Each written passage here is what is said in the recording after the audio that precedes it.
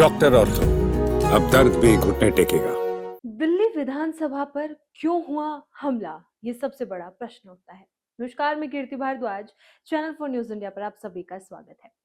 राजधानी में सुरक्षा व्यवस्था पर एक बार फिर सवाल खड़े हो गए हैं, जब दिल्ली विधानसभा परिसर में एक शख्स द्वारा गाड़ी घुसाकर सुरक्षा में बड़ी सेंध लगाने का मामला सामने आया। घटना उस समय हुई जब आरोपी बैरिकेड तोड़ते हुए यूपी नंबर की टाटा सिएरा कार के साथ विधानसभा परिसर में दाखिल हुआ और कुछ ही मिनटों में बाहर निकलकर फरार हो गया। इस पूरे घटनाक्रम ने सुरक्षा एजेंसियों को सतर्क कर दिया। घटना के तुरंत बाद दिल्ली पुलिस, बम निरोधक दस्ते और फॉरेंसिक टीम ने मौके पर पहुंचकर पूरे परिसर की गहन जांच की। सुरक्षा में हुई इस चूक को गंभीरता से लेते हुए पुलिस ने तेजी से कार्रवाई करते हुए आरोपी को गिरफ्तार कर लिया है। गिरफ्तार आरोपी की पहचान सरबजीत सिंह के रूप में हुई है, जिससे फिलहाल लगातार पूछताछ जारी है। पुलिस अधिकारियों के अनुसार ये पूरी घटना महज 5 से 7 मिनट के भीतर हुई, लेकिन इस दौरान सुरक्षा व्यवस्था की कई परतें भेद दी गई।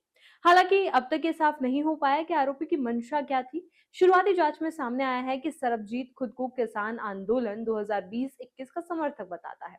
उसने सोशल मीडिया पर आंदोलन के दौरान जान गंवाने वाले किसानों के समर्थन में कई पोस्ट भी साझा किए थे, जिनमें से कुछ बाद में हटा दिए गए। जांच में एक और एंगल सामने आया है। बताया जा रहा है कि सरबजीत का भांजा 1 अप्रैल से लापता है, जिसकी गुमशुदगी की रिपोर्ट हरिनगर थाने में दर्ज करवाई गई थी। पुलिस को शक है कि इस मामले की ओर ध्यान आकर्षित करने के लिए ही सरबजीत ने इस तरह की हरकत की। पूछताछ के दौरान आरोपी ने खुद कहा कि वो चाहता था कि कोई बड़ा अधिकारी उसकी बात सुने और इस केस पर ध्यान दे। हालांकि आरोपी के परिवार ने उसे मानसिक रूप से अस्वस्थ बताया है, लेकिन पुलिस फिलहाल इस दावे को पूरी तरह स्वीकार नहीं कर रही है। अधिकारियों का कहना है कि सरबजीत शारीरिक रूप से मजबूत है और आर्थिक रूप से भी सक्षम है। जानकारी के मुताबिक उसने हाल ही में फरवरी महीने में नई टाटा सिएरा कार खरीदी थी। पुलिस जांच में यह भी सामने आया है कि आरोपी के पास कोई हथियार नहीं था, लेकिन उसने अपनी गाड़ी को ही हथियार की तरह इस्तेमाल किया।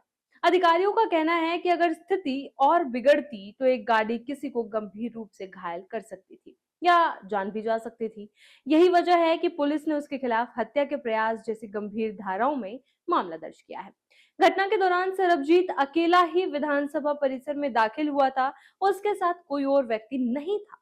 हालांकि घटना के बाद जब वो बाहर निकला तो उसे दिल्ली के रास्तों की जानकारी नहीं थी। ऐसे में उसने 2 टैक्सी चालकों को 2000 रुपए देकर अपनी गाड़ी में बिठाया और उनसे रास्ता दिखाने को कहा। इतना ही नहीं, उसने इनसे ये भी कहा कि वो संसद जाना चाहता है। एहतियातन पुलिस ने इन दोनों टैक्सी चालकों को भी हिरासत में लेकर पूछताछ की, लेकिन अब तक उनके निजी या किसी भी तरह के शामिल होने के सबूत नहीं मिले हैं। जांच के दौरान सरबजीत की पत्नी ने पुलिस को शाहजहांपुर का एक मेडिकल दस्तावेज भी सौंपा है, जिसमें उसके इलाज का जिक्र है। पुलिस इस दस्तावेज की सत्यता की जांच कर रही है।